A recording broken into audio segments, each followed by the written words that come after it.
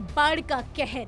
असम में बाढ़ का पानी और पानी के बीच जिंदगी बचाने की जद्दोजहद। कहीं घर डूबे हैं तो कहीं सड़कें और खेत पानी में समा गए हैं।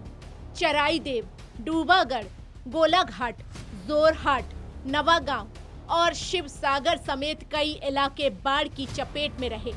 हालात इतने मुश्किल रहे कि लोगों को पानी के बीच रहकर ही अपना गुजर बसर करना पड़ा। असम में बाढ़ का कहर, कई जिले प्रभावित, घर, सड़क और खेत जलमग्न। राहत बचाव अभियान जारी। पानी उतरने के बाद भी संकट बरकरार।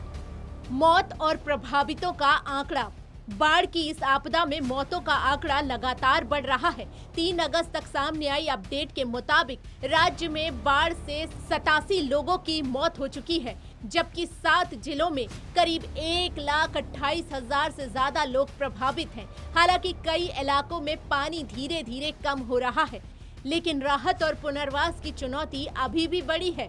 वहीं बाढ़ के हालात के बीच मुख्यमंत्री हेमंत बिस्वा शर्मा ने प्रभावित इलाकों का दौरा किया। उन्होंने बाढ़ पीड़ितों से मुलाकात की और राहत बचाव कार्यों का जायजा लिया और प्रशासनिक अधिकारियों को जरूरी दिशा निर्देश दिए। एनडीआरएफ समेत राहत एजेंसियां प्रभावित इलाकों में लोगों तक जरूरी सामान पहुंचाने और फंसे हुए लोगों को सुरक्षित निकालने में जुटे हुए हैं। सीएम ने लिया हालात का जायजा, बाढ़ प्रभावित क्षेत्रों का दौरा, पीड़ितों से मुलाकात, राहत बचाव की समीक्षा। दिन में सागर सरायदेव जिला में ही है। बान में जो बाढ़ आया लोगों को काफ़ी क्षतिग्रस्त किया। हम एक बार जायजा भी ले रहा हूँ कैसे किसको कैसे कुछ हम लोग मदद कर सकता हूँ, साथ में कैसे ये समस्या को हल भी कर सकता हूँ। मैंने खुद देखा और जो भी कुछ स्टेट गवर्नमेंट से सेंट्रल गवर्नमेंट से होगा हम लोग करेगा। सर माइनिंग की बात यहाँ सामने है। देखिए यहाँ ये हर साल होते हैं। यहाँ में मेरा नहीं लगता है कोई माइनिंग से इसका दूर दूर तक संबंध है। ये तो पानी आते हैं पहाड़ से, असम प्लेन में होते हैं। तो जितना हमारी पहाड़ी प्रदेश है, माइनिंग हो या ना हो असम में पानी आएगा ही। तो पानी को चैनलाइज करके कैसे हम निकाल सकता हूँ, यही सबसे बड़ा बात है। और बाढ़ का साथ मेरा नहीं लगता है कि इसमें माइनिंग का बात बोल के कोई हमें बहुत ज़्यादा इसमें कुछ इंटरेस्ट होगा। इसलिए ये जगह में हर साल बाढ़ होते हैं, इस साल का बात नहीं। इसका समाधान हमें चाहिए। समाधान ढूंढने के लिए एक्चुअल कारण हमको जानना पड़ेगा। यहाँ में 3 स्विच गेट है। इतना स्विच गेट पूरे पहाड़ों का, प्लेन्स का पानी ले जाने के लिए यथेष्ट नहीं है।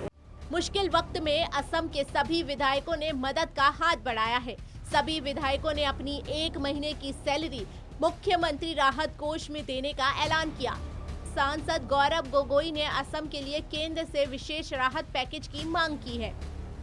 असम की इस मुश्किल घड़ी में मदद सिर्फ सरकार तक सीमित नहीं, कारोबारी संस्थाएं, सामाजिक संगठन और आम लोग भी अपने अपने स्तर पर राहत पहुंचा रहे हैं। बच्चों ने अपनी गुल्लक तोड़कर बाढ़ पीड़ितों की मदद के लिए पैसे दान किए। वहीं कंपनियां CSR के जरिए राहत कार्यों में योगदान दे रही हैं। राहत के लिए कॉरपोरेट जगत से भी बड़ी मदद सामने आई। रिलायंस फाउंडेशन ने भी प्रभावित परिवारों के लिए राहत और रिकवरी सपोर्ट शुरू किया है। वहीं अलग अलग कारोबारी समूह की ओर से भी आर्थिक सहायता का ऐलान किया गया है। राहत सामग्री में भोजन, पानी, दवाइयाँ और जरूरी सामान पहुँचाने पर जोर है। बॉलीवुड भी आगे। असम में आई बाढ़ ने बॉलीवुड को भी झकझोर दिया है और सितारे भी मदद के लिए आगे आए हैं। रणदीप हुड्डा। बॉलीवुड एक्टर रणदीप हुड्डा खुद असम के बाढ़ प्रभावित शिव सागर पहुंचे, पीड़ित परिवारों से मुलाकात की, राहत सामग्री बांटी और लंगर सेवा में भी हिस्सा लिया। उन्होंने लोगों से असम के बाढ़ पीड़ितों की मदद के लिए आगे आने की अपील की। बॉलीवुड एक्टर सलमान खान ने भी बाढ़ पीड़ितों के लिए राहत अभियान शुरू किया। उनकी संस्था बीइंग ह्यूमन और फैन क्लब के जरिए प्रभावित इलाकों में भोजन और जरूरी सामान पहुंचाया जा रहा है। अभियान के अलग अलग चरणों में राशन किट, दवाइयाँ, पानी और सैनिटरी पैड जैसी जरूरी सुविधाएं पहुंचाई जा रही हैं। एक्टर कार्तिक आर्यन ने भी असम के लिए बड़ा योगदान दिया है। उन्होंने मुख्यमंत्री राहत कोष में 1 करोड़ रुपए दान किए। मुख्यमंत्री हेमंत बिस्वा ने कार्तिक आर्यन के सहयोग के लिए उनका आभार व्यक्त किया। अनन्या बिरला और अलख पांडे बाढ़ पीड़ितों की मदद के लिए कारोबारी और सामाजिक क्षेत्रों से जुड़े लोग भी आगे आए। अनन्या बिरला के फाउंडेशन की ओर से भोजन, पानी और जरूरी सामान उपलब्ध कराया जा रहा है। फिजिक्स वाला के फाउंडर अलख पांडे भी राहत प्रयासों में योगदान दे रहे हैं। देबोलीना का दर्द।